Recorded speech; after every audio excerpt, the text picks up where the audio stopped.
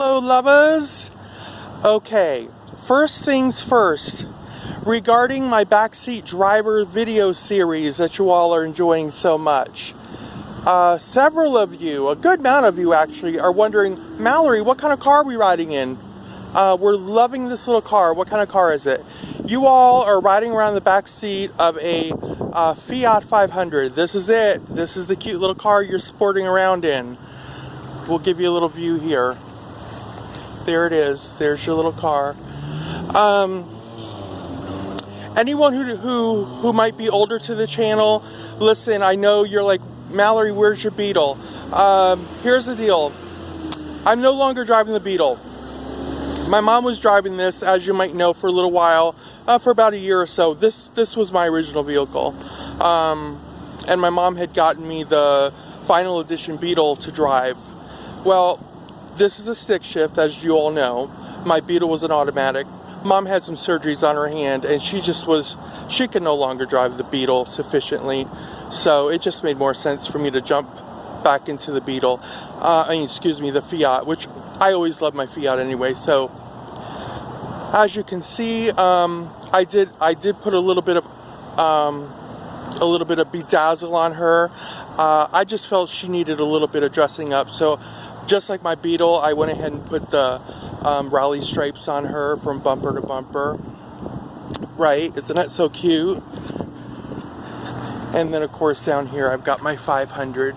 So anyway, that's what's going on with the car. Now let's talk business. Let's talk business. Would I ever dox Diane or Wendy?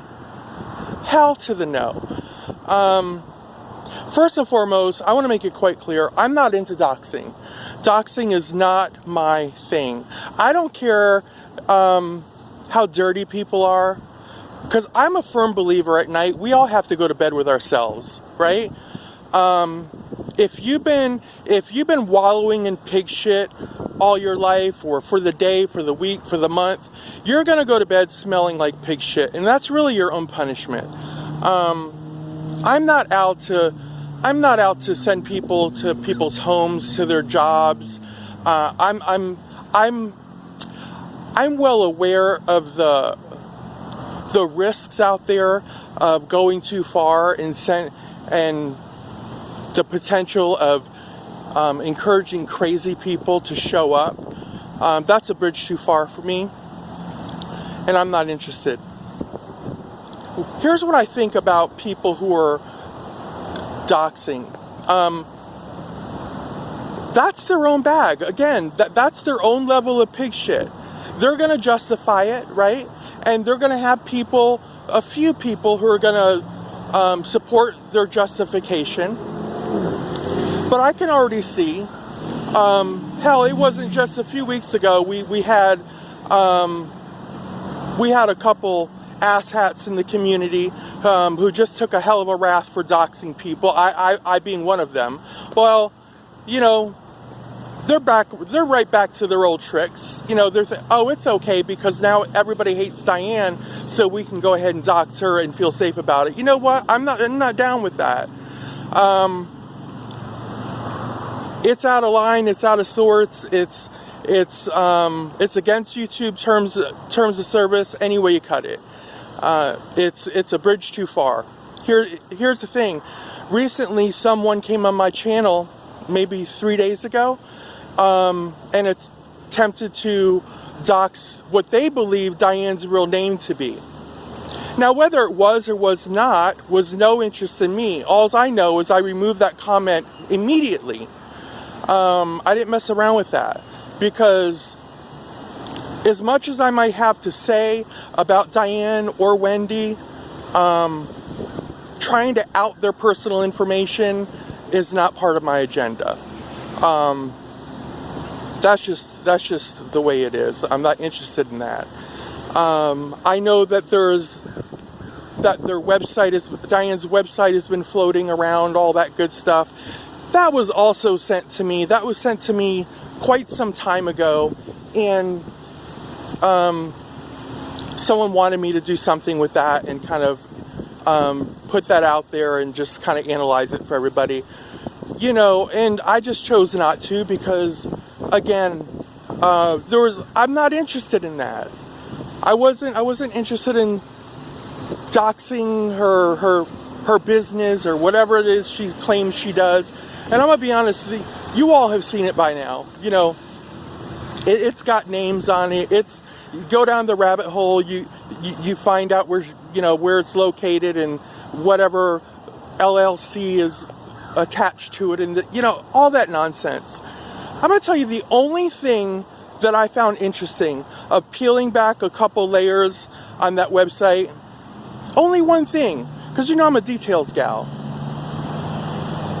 Given what their business is, which is basically they act as from what I understood, they act as a liaison between a potential investor and a would-be startup business, something to that effect, right? They're a matchmaker for business, in layman terms. So what I found most interesting is they use a free YOLO site to promote their business and their goings-ons and what they can do for a potential client and this and that. And I found that a little odd. But that was my own opinion. I just found that to be particularly odd, given what they do for a business and given the tone that should probably be set. That they didn't have a professional website made, and the fact that they didn't care enough to actually purchase one. They're not that expensive. They're not expensive at all. So there's where I'm at that. If you're doxing, you know what? You're going to do what you're going to do. I say don't support doxers. If you see somebody doxing, report them, flag them, do whatever you can do, and just be done with it. Don't support doxers. No matter how angry you are at somebody, doxing is for weaklings. Doxing is for people who have no skill, no other skills. They're not funny, they're not creative, they don't have verbiage that anybody's interested in. They can't get views any other way. So all they can do is copy and paste nonsense they find online, and that's just my opinion. Low-hanging fruit, low-hanging fruit. So there you have it. Till next time, loves, hugs, kisses. Bye-bye.